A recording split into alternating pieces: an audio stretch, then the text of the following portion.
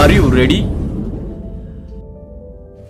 ಪ್ರಪಂಚದ ಯಾವ ಸಮುದ್ರದಲ್ಲಿ ಮೀನುಗಳು ಇರುವುದಿಲ್ಲ? ಆಪ್ಷನ್ಸ್: ಎ ಕ್ಯಾಸ್ಟಿಯೋ, ಬಿ ಡೆಡ್ ಸಿ, ಸಿ ಹ್ಯಾಂಟಿಲಾಸ್, D Pacific.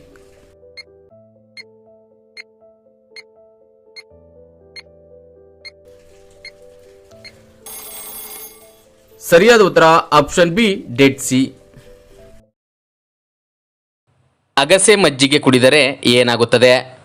Options: A cancer ಬರುವುದಿಲ್ಲ, ಬಿ ಹಾರ್ಟ್ ಅಟ್ಯಾಕ್ ಆಗುವುದಿಲ್ಲ, C Young and energy, D stroke ಆಗುವುದಿಲ್ಲ.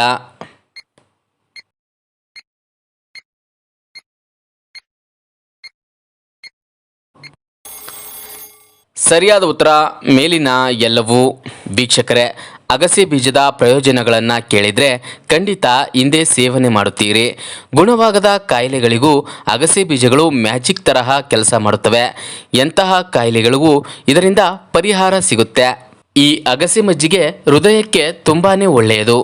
ಸಕ್ಕರೆ ಕಾಯಿಲೆಗೆ ರಾಮಬಾಣ. ಜೀರ್ಣಶಕ್ತಿಯನ್ನು ಹೆಚ್ಚಿಸುತ್ತದೆ. ಸಸ್ಯ ಆಧಾರಿತ ಪ್ರೋಟೀನ್ ಸಿಗುತ್ತದೆ. ರೋಗ ನಿರೋಧಕ ಶಕ್ತಿಯನ್ನು ಹೆಚ್ಚಿಗೆ ಮಾಡುತ್ತದೆ. ವೀಕ್ಷಕರೇ, ಹೀಗೆ ಎರಡ ಸಾವಿರಾರು ಪ್ರಯೋಜನಗಳನ್ನು ಅಗಸೆ ಮಜ್ಜಿಗೆ ಹೊಂದಿದೆ. ಅಂದಹಾಗೆ ಅಗಸೆ ಬೀಜಗಳಲ್ಲಿ ಒಮೆಗಾ 3 ಫ್ಯಾಟಿ ಆಸಿಡ್ಗಳು, ಪ್ರೋಟೀನ್, ನಾರಿನ ಅಂಶ ಹೀಗೆ ಹಲವಾರು ಅಂಶಗಳಿದ್ದು ದೇಹಕ್ಕೆ ಅಗತ್ಯವಾದ ಪೌಷ್ಟಿಕ ಸತ್ವಗಳು ಸಿಗುತ್ತವೆ. ಅಧ್ಯಯನಗಳು ಹೇಳುವಂತೆ ಅಗಸೆ ಬೀಜ ಕೆಟ್ಟ ಕೊಲೆಸ್ಟ್ರಾಲ್ ಅಂಶವನ್ನು ಕಡಿಮೆ ಮಾಡುತ್ತೆ ಮತ್ತು ಒಳ್ಳೆಯ ಕೊಲೆಸ್ಟ್ರಾಲ್ ಅಂಶವನ್ನು ಹೆಚ್ಚು ಮಾಡುತ್ತದೆ. ಜೊತೆಗೆ ಹೃದಯದ ಆರೋಗ್ಯವನ್ನು ಅಚ್ಚುಕಟ್ಟಾಗಿ ಕಾಪಾಡುತ್ತದೆ. ಇದರಿಂದ ರಕ್ತದ ಒತ್ತಡ ದೀರ್ಘಕಾಲ ನಿಯಂತ್ರಣದಲ್ಲಿ ಇರುತ್ತದೆ. ಯಾರು ಮಾಂಸಾಹಾರ ಸೇವನೆಯಿಂದ ದೂರ ಉಳಿಯುತ್ತಾರೆ ಅಥವಾ ಸಸ್ಯಾಹಾರಿಗಳಾಗಿರುತ್ತಾರೆ ಅಂಥವರಿಗೆ ಮಾಂಸಾಹಾರಕ್ಕಿಂತ ಮಿಗಿಲಾದ ಪ್ರಮಾಣದಲ್ಲಿ ಸಸ್ಯ ಆಧಾರಿತ ಪ್ರೋಟೀನ್ ಪ್ರಮಾಣ ಅಗಸೆ ಬೀಜಗಳಲ್ಲಿ ಸಿಗುತ್ತದೆ. ಇದು ದೇಹಕ್ಕೆ ತುಂಬ ಸಹಕಾರಿ ಎಂದು ವೈದ್ಯರು ಹೇಳಿದ್ದಾರೆ. ಒಂದೇ ಬಾರಿ ಅನ್ನ ಮತ್ತು ಚಪಾತಿ ಒಟ್ಟಿಗೆ ತಿಂದರೆ ಏನಾಗುತ್ತದೆ ಗೊತ್ತಾ? ಆಪ್ಷನ್ಸ್: ಎ ತೂಕ ಹೆಚ್ಚಾಗುತ್ತದೆ, ಬಿ ಸಕ್ಕರೆ ಅಂಶ ವೇಗವಾಗಿ ಹೆಚ್ಚಳ, ಸಿ ಅಜೀರ್ಣ ಸಮಸ್ಯೆ, ಡಿ ಕೊಲೆಸ್ಟ್ರಾಲ್ ಹೆಚ್ಚಳ.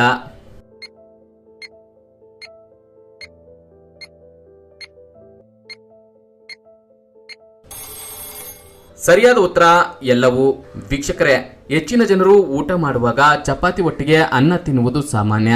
ಆದರೆ ಹೀಗೆ ತಿನ್ನುವುದು ಒಳ್ಳೆಯದಾ ಅಥವಾ ಕೆಟ್ಟದ್ದಾ ಎನ್ನುವುದು ಸದ್ಯದ ಪ್ರಶ್ನೆಯಾಗಿದೆ. ಆ ಪ್ರಶ್ನೆಗೆ ಉತ್ತರ ಇಲ್ಲಿದೆ. ಚಪಾತಿಯೊಟ್ಟಿಗೆ ಸ್ವಲ್ಪ ಅನ್ನ ತಿಂದು ಊಟವನ್ನು ಜನರು ಸಾಮಾನ್ಯವಾಗಿ ಮುಗಿಸುತ್ತಾರೆ.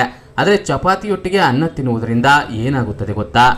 ರಾತ್ರಿ ಚಪಾತಿ ತಿನ್ನೋದು ಹಾಗೂ ಅದರೊಟ್ಟಿಗೆ ಅನ್ನವನ್ನು ತಿನ್ನುವುದರಿಂದ ತೂಕ ಹೆಚ್ಚಾಗುತ್ತದೆ. ಇದೆರಡನ್ನ ಒಟ್ಟಿಗೆ ತಿನ್ನುವುದು ಒಳ್ಳೆಯದಲ್ಲ ಎಂದು ವೈದ್ಯರು ತಿಳಿಸುತ್ತಾರೆ. ಇವೆರಡನ್ನ ಒಟ್ಟಿಗೆ ತಿಂದರೆ ಸಾಕಷ್ಟು ಪೋಷಕಾಂಶಗಳು ಸಿಗುತ್ತವೆ ಎನ್ನುವುದು ಹಲವರ ನಂಬಿಕೆಯಾಗಿದೆ. ಆದರೆ ಇವೆರಡನ್ನ ಒಟ್ಟಿಗೆ ತಿನ್ನುವುದು ಒಳ್ಳೆಯದಲ್ಲ. ಯಾಕೆಂದರೆ ಸಕ್ಕರೆ ಅಂಶ ದೇಹದಲ್ಲಿ ವೇಗವಾಗಿ ಹೆಚ್ಚಾಗುತ್ತದೆ ಮತ್ತು ಖಂಡಿತವಾಗಿಯೂ ಇದು ಮಧುಮೇಹಿಗಳಿಗಂತೂ ಒಳ್ಳೆಯದಲ್ಲ. ಇನ್ನು ಅನ್ನ ಮತ್ತು ಚಪಾತಿ ಒಟ್ಟಿಗೆ ತಿನ್ನುವುದರಿಂದ ಅಜೀರ್ಣ ಸಮಸ್ಯೆ ಉಂಟಾಗುತ್ತದೆ. ಕಾರ್ಬೋಹೈಡ್ರೇಟ್ಗಳ ಹೀರಿಕೊಳ್ಳುವಿಕೆ ಹೆಚ್ಚಾಗಿ ಜೀರ್ಣಕ್ರಿಯೆ ಸಮಸ್ಯೆ ಜೊತೆಗೆ ಉರಿಯೂತವನ್ನ ಉಂಟು ಮಾಡುತ್ತದೆ ಹಾಗೂ ಕೊಲೆಸ್ಟ್ರಾಲ್ ಅನ್ನ ಹೆಚ್ಚು ಮಾಡುತ್ತದೆ. ಒಟ್ಟಾಗಿ ತಿನ್ನುವ ಬದಲು ಒಂದನ್ನ ತಿಂದು ಕನಿಷ್ಠ 2 ಗಂಟೆಗಳ ಅಂತರದಲ್ಲಿ ಇನ್ನೊಂದನ್ನ ತಿನ್ನಬಹುದಾಗಿದೆ. ವೀಕ್ಷಕರೇ, ಈ ವಿಡಿಯೋ ಇಷ್ಟವಾಗಿದ್ರೆ ಒಂದು ಲೈಕ್ ಕೊಡಿ. ಯೂಸ್ಫುಲ್ ಅನ್ಸಿದ್ರೆ ಎಲ್ಲರಿಗೂ ಶೇರ್ ಮಾಡಿ ಹಾಗೂ ನಮ್ಮ ಚಾನೆಲ್ಗೆ ಸಬ್ಸ್ಕ್ರೈಬ್ ಆಗಿಲ್ಲ ಅಂದ್ರೆ ಸಬ್ಸ್ಕ್ರೈಬ್ ಆಗಿ.